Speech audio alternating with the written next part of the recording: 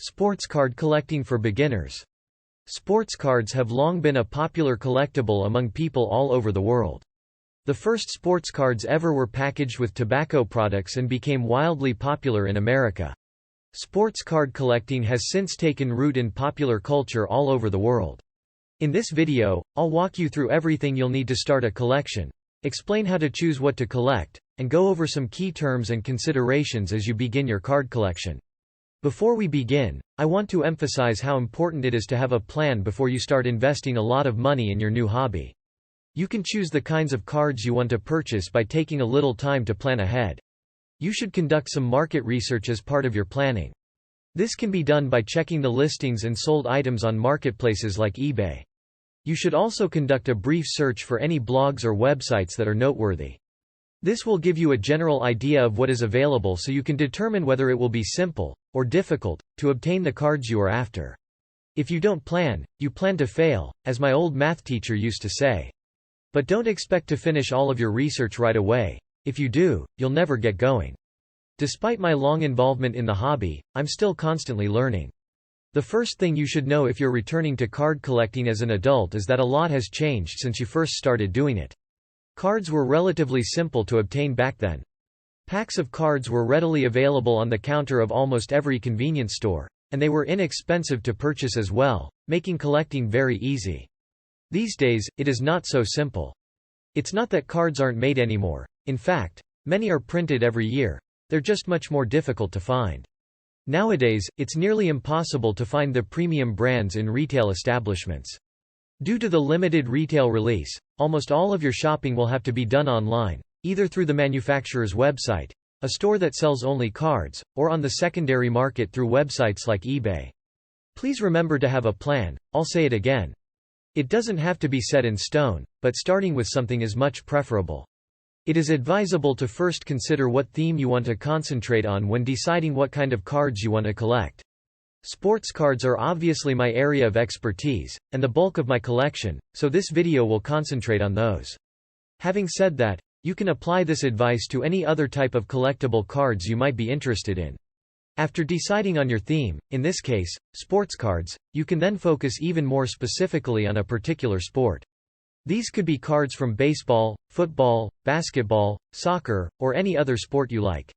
It would be ideal if it were a sport you were already passionate about and well versed in. Of course, if you prefer, you can divide your collection among several sports. For instance, I have a lot of basketball and wrestling cards in addition to a lot of soccer cards. Simply put, in my opinion, it's much simpler to focus your options when you're just getting started because doing otherwise can be quite overwhelming. When picking a sport, there are many other things to take into account. For instance, there might be cards for some sports that are much more difficult to locate, making building your collection more of a challenge or a treasure hunt. The challenge may be enjoyable for some collectors, but it may be frustrating for others. Even though I enjoy searching for hidden cards, I know that some of my hobbyist friends despise the process. On the other hand, if cards are more difficult to find, they have the scarcity factor and are therefore worth much more. Without a doubt, this means that you will frequently pay significantly more to buy the card in the first place. The theory is that you will be able to sell the cards for even more money in the future, making a profit, so if you are an investor looking to sell your cards later on, this could be appealing. Selecting a sport to specialize in is the fun part. In the past, baseball cards were without a doubt the top choice for collectors. Basketball cards, many of which include legends like Kobe Bryant rookie cards, have, however, recently overtaken all other sports cards as collectors' top choice. Football, soccer, hockey, wrestling, and many other options are available in addition to basketball and baseball. The same reasoning also holds true for any other non-sport card collecting. Start by limiting your range of possibilities and picking an area of interest. These are my top 5 tips for building a card collection. Number 1. Do your homework. As you have probably inferred from this video, there is a lot to know about sports card collecting. Be sure to complete your homework. For instance, there is no assurance that the title of the eBay listing is entirely accurate. Don't take a card at face value just because it says it's a rookie. Make sure you are aware of a player's rookie card date. These days, you can find out that information with a quick Google search. Number 2. Check the condition. It's crucial to inspect the condition of your collectible cards, especially if you plan to sell them for a profit. Currently, it can be challenging to accurately judge the condition at first glance, particularly if you are purchasing online. The dealer keeps them behind glass, or they are reluctant to be turned over for inspection. Look for any indications of deterioration. Older collections, like those made in the 1930s, will undoubtedly show some wear over time, if not major signs. That makes sense given their age. Number 3. Find and buy from a reputable seller. Most sports card sales and purchases take place online. You might not always know from whom you are purchasing. These days, everything is part of the game. To be as secure as possible, there are a few things you can do. Even though some people may be critical of eBay's fees, they provide excellent customer service for buyers.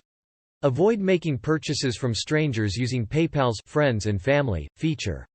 Many sellers will advise you to use PayPal's Friends and Family feature in order to save money, but I wouldn't recommend it because it essentially results in the loss of all your rights as a buyer and leaves you with no way to get your money back. Use open markets like Facebook with caution. I've purchased cards from the Facebook Marketplace many times before, but the platform can occasionally be shady and offers almost no buyer support. Purchase at hobby stores. Nowadays, the majority of card shops have an online presence. These are typically a secure choice. Number 4. Consider how to store them. Consider a safety deposit box as an option if you don't want to display the collection but instead want to keep it safe until it's time to sell it. Just make sure the box is sealed tightly to keep dust, pests, and moisture out. To ensure that the cards are kept in mint condition when dealing with expensive cards, you may even want to think about installing a humidity gauge in your safe. Number 5. Keep collecting fun. Because of the money that individual cards and sets can bring in, it can be very tempting to start collecting sports cards. However, it's highly unlikely that you'll be consistent with card buying and collecting if it's not something you enjoy to begin with. Make sure you genuinely enjoy collecting cards. The thrill of the chase when looking for these cards can be a ton of fun, as can going down internet rabbit holes to find obscure card sets from decades ago. Now, let's wrap things up. These days, a card collection offers more than just a trip down memory lane. There is much more to it than just the nostalgic high of seeing the cards of your favorite players from your youth. You should have received enough information from this video to begin building your collection. If you found it useful, give us a like and subscribe for future videos.